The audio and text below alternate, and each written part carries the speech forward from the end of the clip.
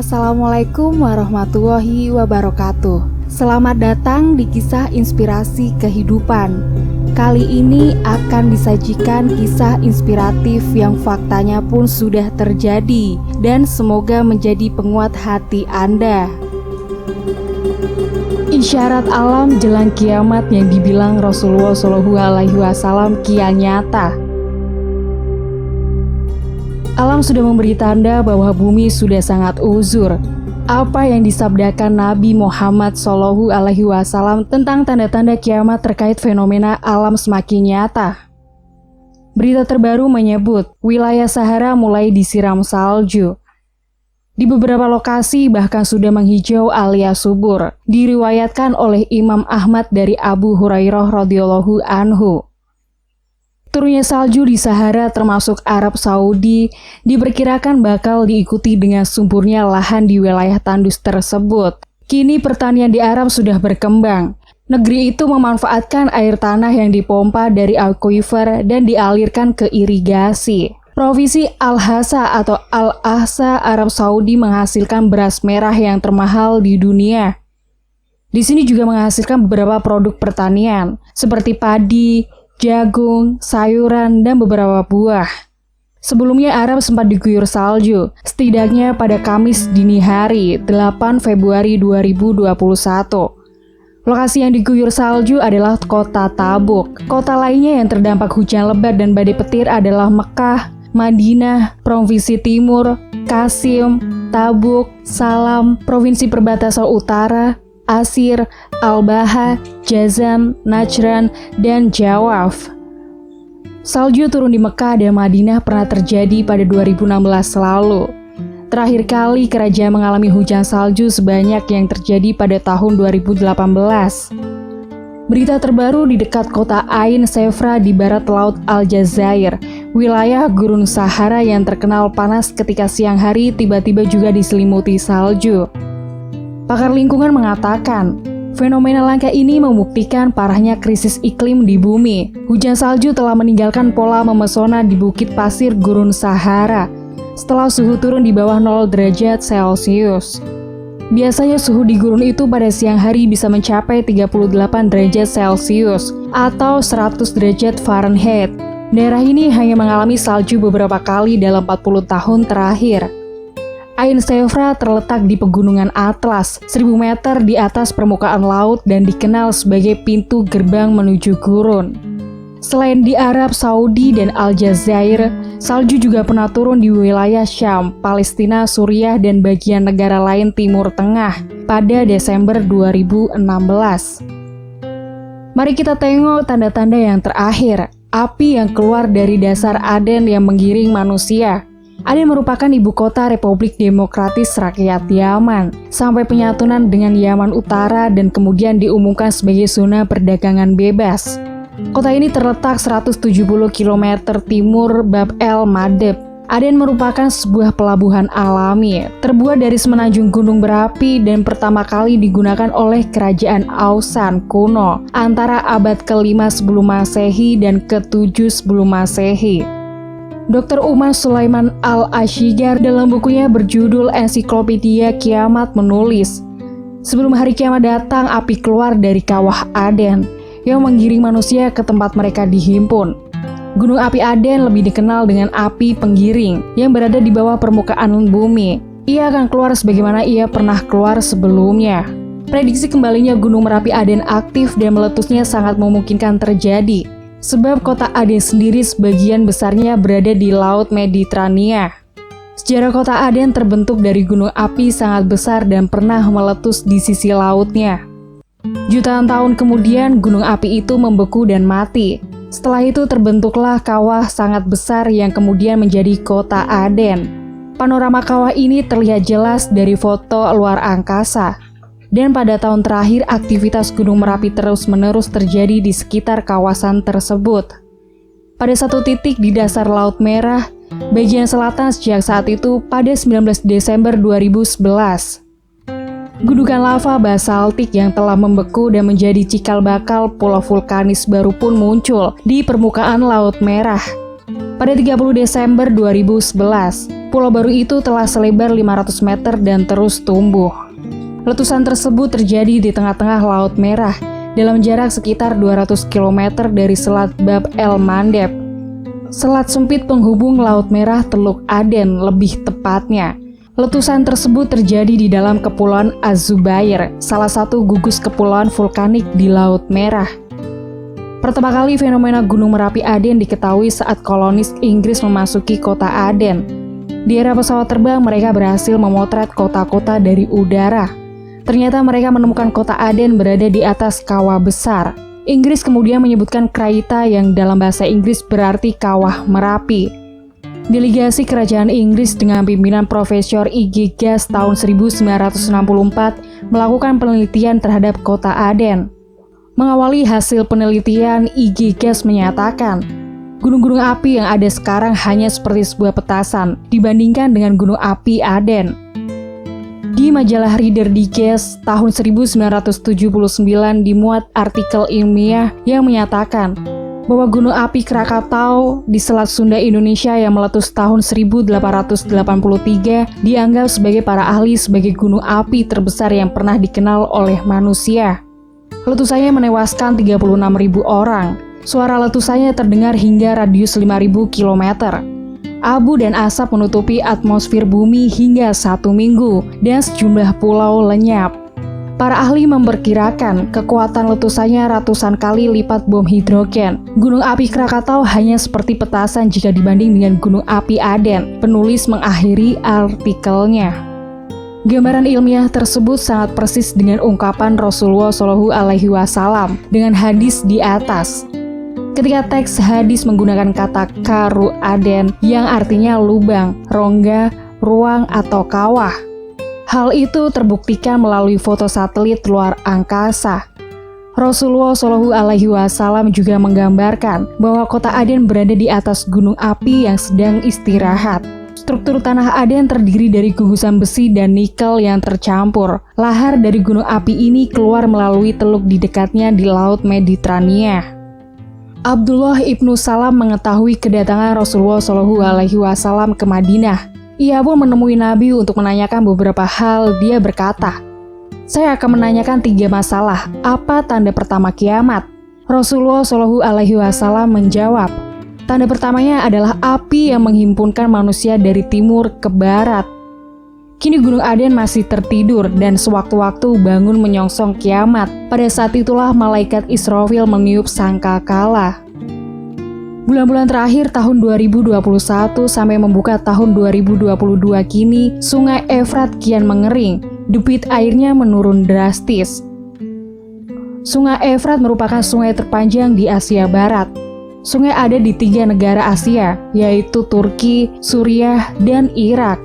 Dari sumbernya di kawasan timur Turki, Sungai Efrat mengalir melintas Suriah dan Irak, sampai akhirnya bersatu dengan Sungai Tigris sebelum berakhir di Sungai Syatul Arab yang bermuara di Teluk Persia. Pada 2013, NASA dan Universitas California sudah merilis sebuah hasil penelitian. Kedua lembaga itu melaporkan Sungai Efrat dan Tigris sudah mulai mengering. Para ilmuwan menemukan, selama 7 tahun dari 2003, cekungan Sungai Tigris dan Efrat di bagian Turki, Suriah, Irak, dan Iran kehilangan 117 juta kaki ekre air tawar. Tulis laporan itu seperti dikutip Press TV. Danau Tiberias. Danau ini terletak di dekat dataran tinggi Golan. Namanya Danau Tiberias, dengan beragam sebutan yakni Danau Galilea, Danau Genesaret, Danau Kineret, dan Danau Kinerot. Ini adalah danau air tawar terbesar di Palestina. Dilihat dari struktur geografisnya, Danau Tiberias diapit oleh 2 negara muslim, yakni Palestina dan Suriah. Namun secara politis dikuasai oleh Israel. Luas danau mencapai 166 km dengan kedalaman 43 meter. Pada saat air melimpah. Danau ini juga merupakan danau air tawar terendah di dunia dan danau terendah kedua setelah Laut Mati yang merupakan danau air asin. Keberadaan Danau Tiberias mempunyai kedudukan tersendiri dalam kepercayaan 3 agama Samawi, Yahudi, Kristen, dan Islam. Menurut Islam, danau ini dikaitkan dengan salah satu tanda kiamat, yaitu munculnya Dajjal dan kelak akan meminum air dari danau ini hingga habis. Hal ini sebagaimana diriwayatkan hadis sahih yang cukup panjang dari Nawas bin Salmaan. Setelah itu Nabi Isa putra Maryam didatangi oleh sekumpulan orang yang dilindungi Allah Subhanahu wa Ta'ala dari Dajjal. Lalu ia mengusap wajah mereka dan memberitahukan kepada mereka mengenai derajat yang akan mereka peroleh di surga. Di saat seperti itu Allah mewahyukan kepada Nabi Isa yang isinya, "Sesungguhnya aku akan mengeluarkan hamba-hambaku yang tidak terkalahkan oleh seorang pun dari manusia. Oleh karena itu, selamatkanlah hamba-hambaku ke sebuah bukit." Kemudian Allah mengeluarkan Yajud dan Ma'jud. Mereka turun ke segala penjuru dari tempat yang tinggi. Quran Surat Al-Anbiya ayat 96. Rombongan pertama dari mereka melewati danau Tiberias, lalu meminum semua airnya. Kemudian rombongan yang terakhir mereka lewat dan berkata, "Di tempat ini dahulu ada air." Ketika itu, Nabi Allah Isa dan para sahabatnya terkepung hingga pada saat itu kepala sapi bagi mereka lebih berharga daripada uang 100 dinar sekarang. Kemudian Nabi Isa dan para sahabatnya berdoa kepada Allah agar Dia membinasakan Yajud dan Ma'jud. Maka Allah mengirimkan kepada mereka penyakit hidung, seperti yang melanda hewan ternak yang mengenai leher-leher mereka. Maka mereka semua mati seperti matinya seorang jiwa. Hadis riwayat Muslim. Hadis ini menguatkan hadis lain yang diriwayatkan dari Fatimah binti Qais tentang kisah mengeringnya air danau Tiberias. Badan Meteorologi dan Geofisika mengungkapkan bahwa mulai tahun 2019 sampai 2022 musim kemarau akan berkepanjangan di seluruh dunia. Danau Tiberias diperkirakan bakal kena dampaknya. Dalam hadis kisah Tamin Ad-Dari, keluarnya Dajjal ditandai dengan keringnya danau Tiberias, keringnya mata air Zugar, dan pohon kurma Baisan tidak lagi berbuah. Jika dilihat secara fisik, ketiga tanda tersebut sudah nyata terjadi. Asal tahu saja, pohon kurma di Baisan sudah lama tidak berbuah lagi. Mata air Zugar juga sudah menyusut. Dan yang paling menggegerkan tentu saja surutnya air danau Tiberias. Di dalam hadis lain juga dikatakan bahwa Dajjal akan keluar dari sarangnya yang ditandai dengan terjadinya kemarau dan kekeringan dalam tempo 3 tahun. Bulan terbelah dua. Allah Ta'ala telah menyebutkan dalam Al-Quran Al-Karim bahwa kiamat sudahlah dekat, dan di antara tanda kiamat pun sudah muncul. Di antaranya adalah terbelahnya bulan di zaman Nabi Shallallahu Alaihi Wasallam. Terdapat hadis yang juga menyebutkan hal ini, sebagaimana yang disebutkan dalam Sahih Bukhari. Hadis terbelahnya bulan telah diriwayatkan oleh sekelompok sahabat di antaranya Abdullah bin Umar, Hutsair, Jubair bin Mutaim, Ibnu Abbas, Anas bin Malik, dan juga diriwayatkan oleh seluruh ahli tafsir. Namun sebagian orang merasa ragu tentang hal ini dan menyatakan bahwa terbelahnya bulan itu terjadi pada hari kiamat nanti. Sebagaimana hal ini diriwayatkan oleh Utsman bin Atha dari ayahnya dan lain-lain. Namun perkataan semacam ini adalah perkataan yang syadz, yang menyelisih pendapat yang lebih kuat. Dan pendapat ini tidak bisa menggantikan kesepakatan yang telah ada. Alasannya adalah kata terbelah adalah kata kerja bentuk lampau. Sedangkan menyatakan bahwa kata kerja lampau ini berarti akan datang membutuhkan dalil. Namun hal ini tidak diperoleh. Inilah perkataan Ibnu Jauzi dalam Zaudul Masir. Matahari terbit dari barat. Ibnu Katsir dalam bukunya berjudul Dahsyatnya Hari Kiamat memaparkan sejumlah hadis yang menjelaskan tentang 10 tanda-tanda menjelang kiamat. Tanda-tanda kiamat pertama adalah matahari terbit dari barat. Hadis yang diriwayatkan Imam Muslim membuat urutan bahwa kiamat tidak akan terjadi sebelum 10 tanda-tanda ini muncul. Yang pertama, terbitnya matahari dari barat. Yang kedua, asap. Yang ketiga, binatang melata. Yang keempat, munculnya Yajud dan Ma'jud. Yang kelima, keluarnya Dajjal. Yang keenam, munculnya Isa bin Maryam. Yang ketujuh, 3 gerhana di barat. Yang kedelapan, gerhana di timur. Yang kesembilan, gerhana di Jazirah Arab. Yang kesepuluh, api yang keluar dari dasar Aden yang menggiring manusia atau mengumpulkan manusia dan bersama mereka di mana saja berada. Jika matahari terbit dari barat dan tenggelam di timur dunia, memang akan berubah. Menurut simulasi komputer yang dipresentasikan ini di Majelis Umum European Geosciences Union pada 2018 di Austria, jika arah terbit matahari berubah, wilayah Amerika Utara akan berubah menjadi gurun. Hamparan hutan hujan Amazon di Amerika Selatan berganti menjadi bukit pasir yang tandus. Sebaliknya, wilayah Afrika Tengah sampai Timur Tengah yang gersang menjadi lanskap hijau yang subur. Dalam simulasi, gurun tidak hanya akan hilang dari beberapa benua dan muncul di benua lain, tetapi musim dingin yang membeku akan melanda Eropa Barat.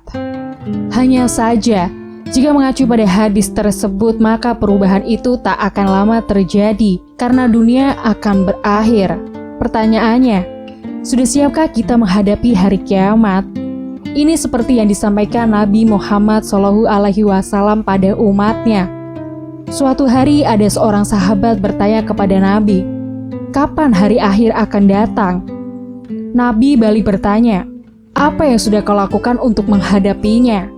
Sahabat menjawab, "Tidak ada kecuali aku mencintai Allah dan Rasul-Nya." Dan Rasul menjawab, "Kalau begitu, kelak kau akan berkumpul bersama yang kau cintai." Kisahnya pun berakhir sampai di sini. Semoga menginspirasi dan sampai jumpa di kisah-kisah inspiratif lainnya. Wassalamualaikum warahmatullahi wabarakatuh.